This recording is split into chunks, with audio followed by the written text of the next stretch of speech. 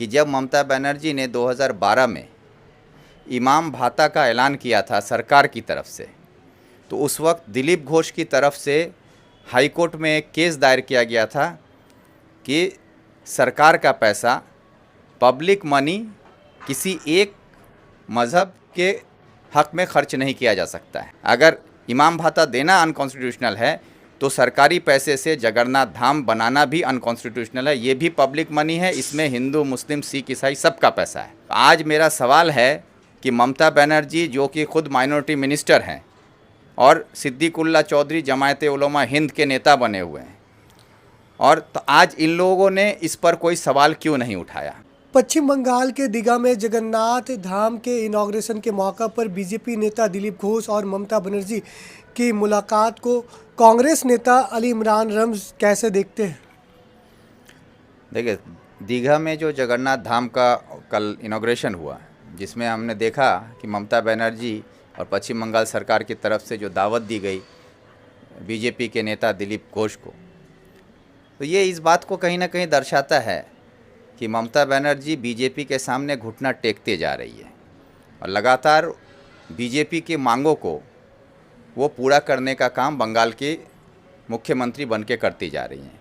क्योंकि मुझे वो दिन याद है कि जब ममता बनर्जी ने 2012 में इमाम भाता का ऐलान किया था सरकार की तरफ से, तो उस वक्त दिलीप घोष की तरफ से हाई कोर्ट में एक केस दायर किया गया था कि सरकार का पैसा, पब्लिक मनी किसी एक मज़हब के हक़ में खर्च नहीं किया जा सकता है। इसमें सबका पैसा है, हिंदू का पैसा है, मुसलमान का है, सिख का है, ईसाई का है। और इसको कोर्ट में जब इस केस को दायर किया गया तो ऑनरेबल हाई कोर्ट ने इसको अनकॉन्स्टिट्यूशनल डिक्लेयर किया था, जिसकी वजह से इमाम भाता बंद हो गया। और उसके बाद बंगाल की मुख्यमंत्री ममता बनर्जी ने इसको इमाम भाता को वक्फ बोर्ड से देने का वादा किया। तो सवाल ये उठता है कि अगर पब्लिक का पैसा आप किसी एक मज़हब के लिए खर्च नहीं कर सकते हैं और ये अनकॉन्स्टिट्यूशनल है, जिस पर हाई कोर्ट ने फैसला दिया है, तो आज जगन्नाथ धाम सरकारी पैसे से कैसे बनाया गया और ये अनकॉन्स्टिट्यूशनल क्यों नहीं है, ये मेरा सवाल है। क्या ये अनकॉन्स्टिट्यूशनल नहीं है? अगर इमाम भाता देना अनकॉन्स्टिट्यूशनल है तो सरकारी पैसे से जगन्नाथ धाम बनाना भी अनकॉन्स्टिट्यूशनल है। ये भी पब्लिक मनी है, इसमें हिंदू, मुस्लिम, सिख, ईसाई सबका पैसा है। तो इस पर रोक लगाने के लिए जब बीजेपी की तरफ से दिलीप घोष बोल सकते हैं, तो आज मेरा सवाल है कि ममता बनर्जी जो कि खुद माइनॉरिटी मिनिस्टर हैं और सिद्दीकुल्ला चौधरी जमायत उलमा हिंद के नेता बने हुए हैं, और तो आज इन लोगों ने इस पर कोई सवाल क्यों नहीं उठाया? आज इस पर कोई मुंह खोलकर कुछ बोला क्यों नहीं? मंदिर बने, जगन्नाथ धाम बने, हमारे हिंदू भाई वहाँ पर जाएं, अपने श्रद्धा के साथ पूजा करें, मुझे उसमें कोई एतराज़ नहीं है। हम सेकुलर मुल्क में रहते हैं, हर मज़हब को पूरी तरह से संवैधानिक तौर पर इजाज़त है कि वो अपना मज़हब, अपना धर्म अपनी तरीके से माने, पूजा करें, नमाज़ पढ़ें, दरगाह जाएं, उसमें कहीं कोई रुकावट नहीं है। लेकिन जहाँ तक संविधान ये कहता है कि सरकार का पैसा सबका पैसा है, वो किसी एक मज़हब पर खर्च नहीं होना चाहिए। तो ये काम अगर आज ममता बनर्जी ने किया है तो कहीं ना कहीं बीजेपी के सामने घुटने टेकते हुए बीजेपी का जो मांग है कि मंदिर बनाओ, मुसलमानों को दरकिनार करो, तो भाई इमाम भाता सरकार नहीं दे पाई क्योंकि उसको अनकॉन्स्टिट्यूशनल डिक्लेयर कर दिया गया। बीजेपी के दिलीप घोष ही उस वक्त लीडर थे और उनके ही लीडरशिप में सुप्रीम हाई कोर्ट में केस दायर किया गया। आज वही दिलीप घोष को लेकर माइनॉरिटी की मिनिस्टर ममता बनर्जी, माइनॉरिटी के हक़ में बोलने वाली ममता बनर्जी, आज दिलीप घोष को वहाँ पर एज ए चीफ गेस्ट बुलाकर उसे स्वागत किया जाता है। इससे क्या समझ में आ रहा है कि ममता बनर्जी या तो बीजेपी के सामने घुटने टेक रही हैं, या तो ममता बनर्जी इस सरकार में बैठकर बीजेपी का, आरएसएस का होकर काम कर रही हैं, या तो फिर बंगाल के मुसलमानों को बेवकूफ़ बना रही है। तो क्या आपको लगता है कि इससे बीजेपी को फ़ायदा होगा? एकदम, ये बीजेपी का एजेंडा है। बंगाल में लोग रामनवमी को नहीं जानते थे। बंगाल में दिलीप घोष के लीडरशिप में रामनवमी शुरू हुआ। आज पूरे बंगाल में जो लोग रामनवमी मनाते हैं, इसकी शुरुआत करने वाला दिलीप घोष है।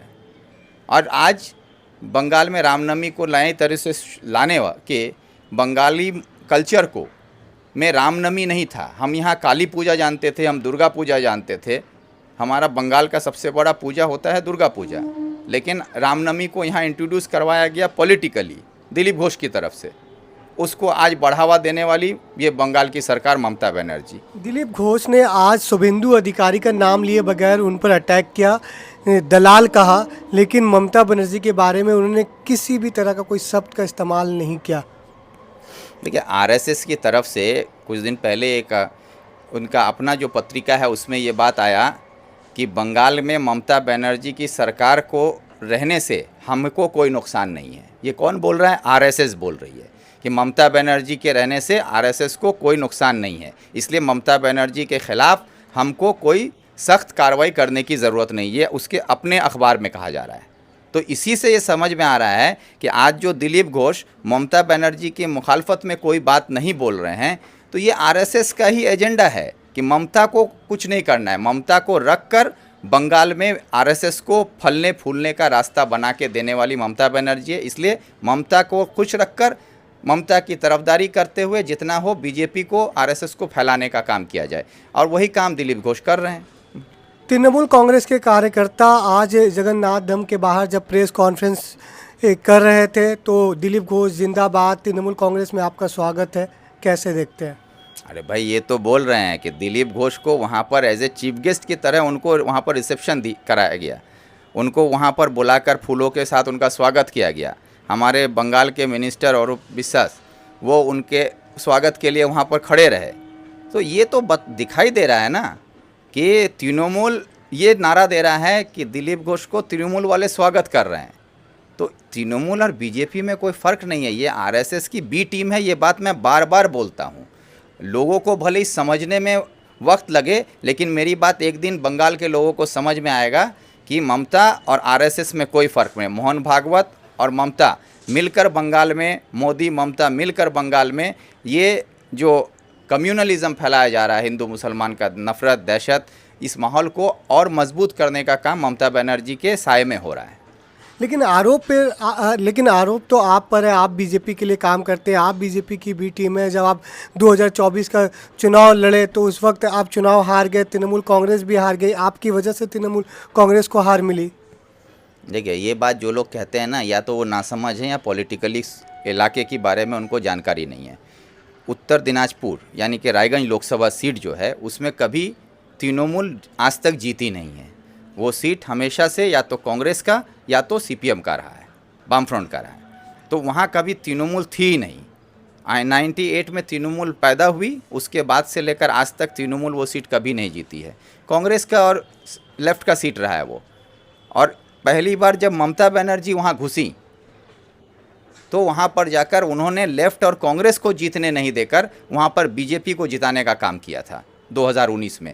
नहीं तो अगर 2019 में ममता बनर्जी वहाँ नहीं घुसी होती तो या तो कांग्रेस जीतती या तो लेफ्ट जीतता।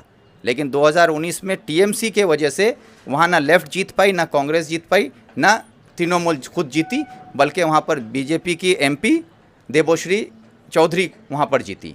और इस बार भी वही खेल हुआ। एक तरफ वो इंडिया जोट में राहुल गांधी के साथ हाथ मिलाकर देश में इंडिया जोट का नारा दे रही हैं, और रायगंज में मेरे खिलाफ ममता बनर्जी ने 5 बार जाकर सभा किया। मेरे खिलाफ बीजेपी के प्रधानमंत्री आए, अमित शाह आए, पूरी टीम बीजेपी और तृणमूल के मेरे खिलाफ उतर गई। और वहाँ पर मुद्दा सिर्फ ये था, विक्टर नहीं जीतना चाहिए। विक्टर को हराने के लिए हर कोशिश की गई, भले ही टीएमसी हार जाए लेकिन विक्टर नहीं जीतना चाहिए। विक्टर बीजेपी जीतती है तो उसको जिता दो, लेकिन विक्टर को जीतने नहीं देना। यही मकसद लेके किया गया। तो मकसद ये है कि जो लोग ये कहते हैं कि विक्टर वहाँ बी टीम है, अरे भाई, विक्टर नेशनल पार्टी है कांग्रेस का उम्मीदवार होकर मैं खड़ा हुआ, और जिस पार्टी का दामन पकड़ के आज आप इंडिया जोट में दिल्ली में जाकर हैं, उसी का मैं उम्मीदवार था। तो मैं अगर कांग्रेस का बीजेपी का बी टीम हूँ तो ममता बनर्जी दिल्ली में कांग्रेस का हाथ थामे हुए क्यों हैं? अगर मैं कांग्रेस का कैंडिडेट होकर बीजेपी का बी टीम हूँ तो इंडिया जोट में आप क्यों हैं? सवाल उठता है ना।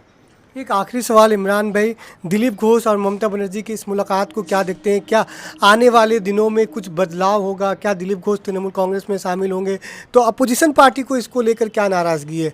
अपोजिशन पार्टी कह रही है कि दिलीप घोष तृणमूल में जा सकते हैं। देखिए, दिलीप घोष तृणमूल में जा सकते हैं या जाएंगे नहीं जाएंगे ये उनका ज़ाती मसला है, लेकिन दिलीप घोष अगर तृणमूल में नहीं भी जाते हैं ना, और ममता बनर्जी अगर बीजेपी में उनको से तृणमूल में शामिल नहीं भी करती हैं, तो भी ममता और मोदी मिलकर बीजेपी और तृणमूल एक ही काम करेंगे। पाए उसका नाम अलग अलग हो सकता है, इधर दिलीप घोष अपने झंडे के तले जो काम करेंगे, ममता बनर्जी तृणमूल के झंडे के तले जो काम करेंगी, वो काम का नेट रिजल्ट एक ही है कि यहाँ पर बंगाल में हिंदू मुसलमान में नाइत्तफाकी फैलाना है। मुसलमान को हिंदुओं से अलग करो, हिंदुओं को मुसलमान से अलग करो, और सियासी रोटी सेकने का काम दोनों करेंगे। बस मकसद एक है दोनों का। शुक्रिया। ये थे अली इमरान रम्ज़ विक्टर। तृणमूल कांग्रेस और बीजेपी के दरमियान जो दूरियां थी, वो दिलीप घोष की इस मुलाकात के बाद उस दूरी में कहीं ना कहीं कमी देखने को मिल रही है। हमारे इस वीडियो को अगर आप फेसबुक और यूट्यूब पर देख रहे हैं तो हमारे पेज को लाइक करें, वीडियो को ज़्यादा से ज़्यादा शेयर करें।